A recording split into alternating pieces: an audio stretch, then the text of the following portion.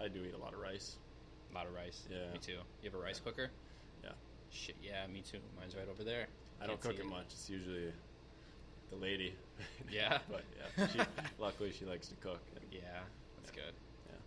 Yeah. I'm a really boring cook when I'm cooking by myself. Like when I'm doing chicken, I put like Mrs. Dash on it because it's like no extra salt. Not that matters now, but that was just that. Cook it, Yep. eat it, and it had plain rice, nothing on top of it, nothing on the side. Yeah. Just, No way I could cook for anyone and sound dazzling. But yeah, when I cook for myself, it's similar. It'll just kind of be chicken breast with some spice on it, some rice. Mm-hmm. Yeah. Sometimes I'll put it in like a wheat wrap, chop it up. Yeah. But yeah, my diet's not real strict or anything, but I just eat all healthy food for the most part. It works. Yeah. It's working for you, so just keep it rolling. Just nutrition. It's kind of what I've gone for. Not too hardcore to the point where only chicken and rice all the time. Right. It's just I've learned to understand what is and isn't good for me, and if I don't know, I can look it up and kind of. Exactly. Yeah. I don't really eat any fast food or anything like that. I don't even eat out that often. No. When you eat out, do you just get like the biggest thing on the menu and just scarf it down? Yeah, pretty much. And the problem with eating out is I'm never full. I'll get done and I'm like, I'm still hungry. Right. I don't want to spend more money to buy another meal. Like, that's ridiculous. Yeah. God. I eat a lot of pizza too, though. Dude, I can't eat pizza anymore like I used to. No, I get sick. I don't. If I eat pizza, it's like thin crust with like chicken and spinach and stuff on it, and onions and mushrooms. Okay. But I don't usually eat like a pepperoni pizza. No. But I do enjoy my pizza. Yeah. Now my roommate hits pizza at least once a week. Yeah. Bam, pizza. Like, oh shit.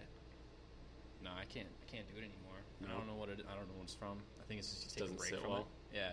It doesn't digest well enough, so I just So, yeah, another thing, when I was doing that show, there's probably only like 10 things I could eat that I felt okay with eating. And after a while, like I used to eat a big, like half a plate of broccoli would be fine, no stomach issues at all. Yeah. And then towards the end, I had to cut it down so low because it wouldn't digest well at all, and I'd feel sick and I'd get super bloated. That's normal when you're dieting down, but I couldn't do oatmeal anymore. Really? Yeah, imagine that. Just no more oatmeal. Yeah. I eat oatmeal for breakfast every day. Yeah. No, I couldn't do that. Yeah. So, I mean, like, what could I even eat? I was just eating sweet potatoes and rice for carbs. Yeah. That was it. Sweet potatoes are good. Yeah. I was like, Big man. fan. So, yeah, it was crap. At the end, it was crap. But my post-show rebound, basically how much weight you put on after you actually do your show. Yeah. So when I was doing that show, it was just like it's probably like 184. So that jumped up to 205. Yeah. Yeah. Holy crap. Pretty quick. Oh my god, all with like a matter of 4 weeks. Yeah. Blew up. Ugh. And the first nasty thing is you notice, so when I'm at that level right there, I got ab veins just snaking around like worms. Imagine that all bloated out. So it looked like one of those big bodybuilders. Like my stomach was pushed out. Yeah. You still have abs, and then you have like veins right next to your belly button. Oh, Not it looked real. gross. Yeah, not real. No. So I didn't. It's called reverse dieting, where you diet slowly back up to a normal calorie count. Nah, fuck that. I just jumped right up to it. Ugh. Yeah. Yeah. The night of the show, we went to, it was in Fargo. So after the morning show, Brandon and I, we went out to eat at Granite City. We had a big burger. Place. Yeah, big burger, a lot of food, scarfed it down like nothing. Then after the show, we went out to Paradiso, a Mexican joint there. I had the biggest thing on the menu. Ate it all. Fried ice cream. Oh, it was great. And then me, my girlfriend, and then her friends, we all went down, just went to bars. I didn't drink at all. I was so stuffed. Yeah. Then we went out to Denny's later that night, like late night, 3 o'clock. I scarfed down, like, my meal. Big meal again. That's crazy. Yeah, and then in the morning, too, I woke up and we went out to eat again. Oh, my God, I ate even more. And Starving. candy. Yeah. Dude, it was a lot. Yeah, and that's when I just got fat. No, yeah.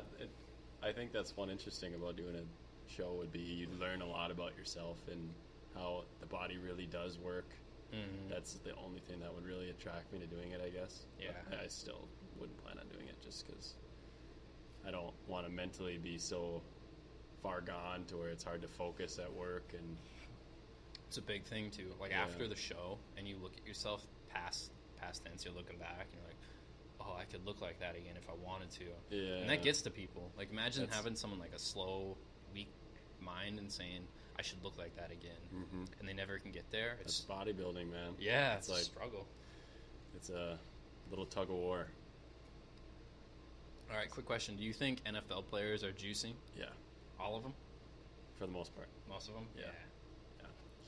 It's professional athletics. It's kind of, it's fuzzy. Oh, You yeah. know, I wish you could just kind of know who was and who wasn't, but I would think, yeah. I think so. Pretty much all of them. At least the big dudes, like the linemen and the linebackers. Right. And now, holy crap.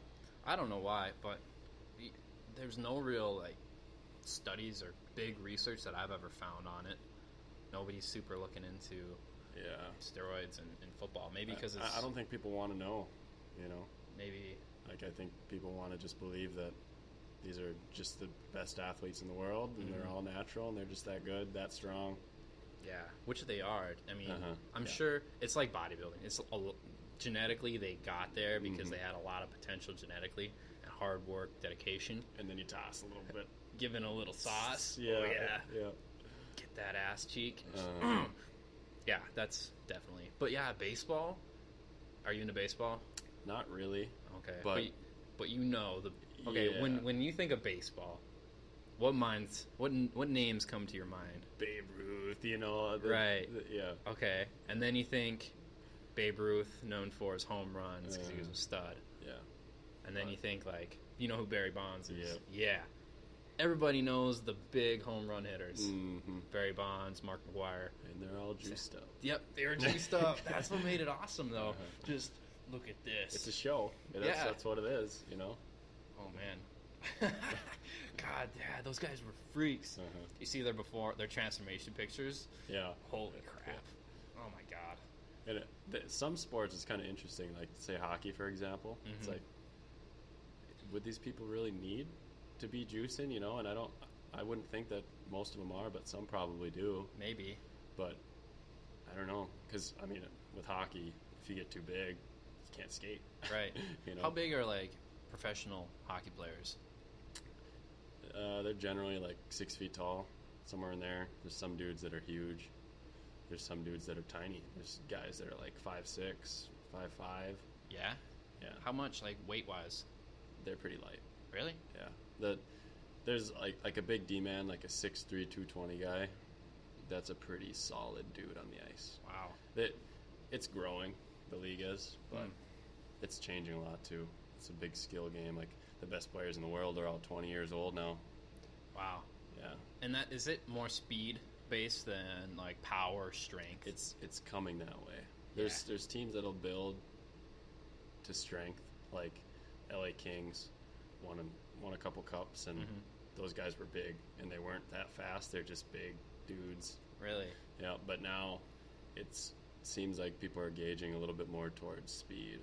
Okay. Because there's these young guys that are just too fast and too good for some big dude to slow them down. Right. You know? So I think the league is probably going to change in the next few years. It'll become more of a speed game, but who knows? Is that disappointing to you? It's fun to watch, you know? And there are big dudes that can skate really well. So, I don't know. I mean, it has positives and negatives. Right. Now, I'm not into hockey. Yeah. Never got into it really. But I mean, you know how every sport has like the one guy who's just the best of all time. Yeah. So Wayne Gretzky's that guy, right? Yep. Now, why is he so good? Just because he can score ultimate amount of goals? He was probably the smartest hockey player ever.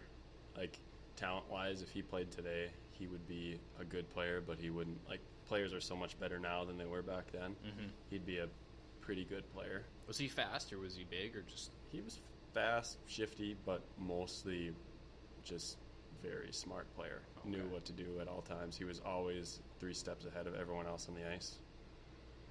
And if you look at point totals, like, there's no comparison. Nobody's even near what he's done. Really? Yeah. Could you take him out? Oh, yeah, You check him. absolutely. He's a little dude, but he's Man. old now. So Yeah, that's true. Who's that really old guy who played when he was like 60? Like right now? No, not recently, but he was like. I just remember watching this small snippet of this guy. He was played when he was younger, Yeah. and then he was like out of the league, and then he was on like a team for like a year, and he would play maybe twice a year. I don't know. He's super old. There's a guy right now. I don't know, Jaromir Jagr. If you know I've heard of him.